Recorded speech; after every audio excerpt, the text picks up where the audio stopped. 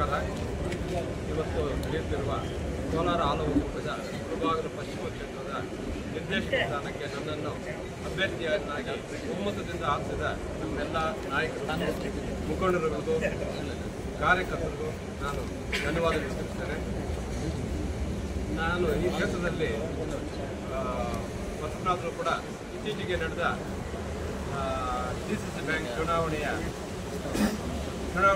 ನಡೆದ ಅನ್ಯಾಯ, ಮೋಸ, ಅಕ್ರಮ ಇವನ್ನೆಲ್ಲ ಮನಗೊಂಡು ನಮ್ಮ ನಾಯಕರುಗಳು ಮತ್ತು ನಮ್ಮ ಅಣ್ಣನ ದಿವಂಗತ ಎಂ ನೀಲಕಂಠೇಗೌಡರು ಸಹಕಾರ ಕ್ಷೇತ್ರಕ್ಕೆ ಸಲ್ಲಿಸಿರುವ ಅಪಾರವಾದ ಸೇವೆಯನ್ನು ಮನಗೊಂಡು ನನ್ನನ್ನು ಅಭ್ಯರ್ಥಿಯನ್ನು ಹಾಕಿಸಿದ್ದಾರೆ. ಈ ನಿಟ್ಟಿನಲ್ಲಿ ನಾನು ನಮ್ಮೆಲ್ಲ ನಾಯಕರುಗಳಿಗೂ ಧನ್ಯವಾದಗಳನ್ನು ಸಲ್ಲಿಸೋದಕ್ಕೆ ಇಷ್ಟಪಡ್ತೀನಿ. ಮತ್ತು ನನ್ನ ಅಭ್ಯರ್ಥಿತ್ವವನ್ನು ಈ ತಾಲೂಕಿನ ಪಶ್ಚಿಮ ಕ್ಷೇತ್ರದ ಎಲ್ಲ ಡೆಲಿಗೇಟ್ಗಳು ಕೂಡ ನಮ್ಮ ಅಣ್ಣನ ಸೇವೆಯನ್ನು ಗುರುತಿಸಿ ಮತ್ತು ಬದುಕನಾದ ನನಗೆ ಸಹಾನುಭೂತಿಯಿಂದ ಪಕ್ಷಾತೀತವಾಗಿ ಸಹಕಾರ ಕೊಡ್ತಾರೆ ಎನ್ನುವ ಒಂದು ನಂಬಿಕೆ ಇದೆ. ದಯವಿಟ್ಟು ನಾನು ಎಲ್ಲರ ಸಹಕಾರವನ್ನು ಈ ನಿಟ್ಟಿನಲ್ಲಿ ಕೋರುತ್ತೇನೆ. ಸರ್, ಈಗ ಅನ್ಯಾಯ ಮೋಸ ಅಂದ್ರೆ ಯಾರು ಅನ್ಯಾಯ ಮಾಡಿದ್ರು, ಯಾರು ಮೋಸ ಮಾಡಿದ್ರು, ಯಾರು ಅನ್ಯಾಯ ಹೆಂಗಾಯ್ತು?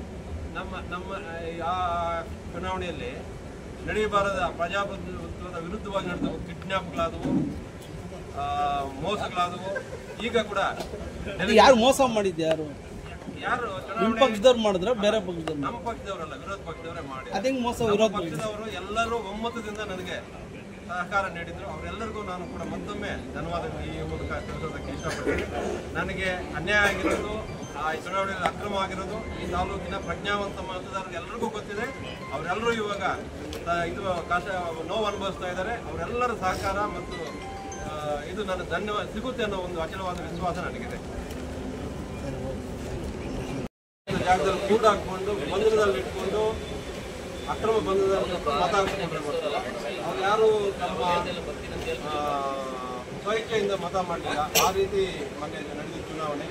ಇವಾಗ ಎಲ್ಲರೂ ತಮ್ಮ ಆ ಘಟನೆಯನ್ನು ಎಲ್ಲರೂ ಮನಸ್ಸಲ್ಲಿ ಇಟ್ಕೊಂಡಿದ್ದಾರೆ. ನಾನು ಚುನಾವಣೆ ನಿಮಿತ್ತ ಎಲ್ಲರನ್ನು ಭೇಟಿ ಮಾಡಿದಾಗ ಎಲ್ಲರೂ ಆ ನೋವನ್ನು ನನ್ನೊಂದಿಗೆ ಅಂದ್ಕೊಳ್ತಾ ಇದ್ದಾರೆ.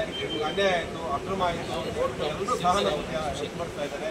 ಆ ಡೆಲಿಗೇಟ್ಸ್ ಆ ಪತ್ರಗಳನ್ನು ವೋಟ್ ಮಾಡಲ್ಲ, ವೋಟ್ ಮಾಡೋದು ಯಾರು ನನ್ನೊಂದಿಗೆ ನೋವನ್ನು ನನ್ನ ಬೆಂಬಲ ಅವರೇ ವೋಟ್ ಮಾಡೋದು. ಹಾಗಾಗಿ ನನಗೆ ಗೆಲ್ಲುವ ವಿಶ್ವಾಸ ಸಂಪೂರ್ಣವಾಗಿದೆ. ನಮ್ಮೆಲ್ಲ ನಾಯಕರ ಸಹಕಾರವೂ ಸಿಗುತ್ತೆ. ಇದಕ್ಕೆ ಒಮ್ಮತವಾಗಿ ಎಲ್ಲರೂ ನನ್ನನ್ನು ಆಯ್ಕೆ ಮಾಡಿದ್ದಾರೆ. ನನಗೆ ಸಹಾನುಭೂತಿನೇ ಇದೆ. ನಮ್ಮ ಅಣ್ಣನ ಸೇವೆಯನ್ನು ನನ್ನ ಮುಂದೆ ಇದೆ.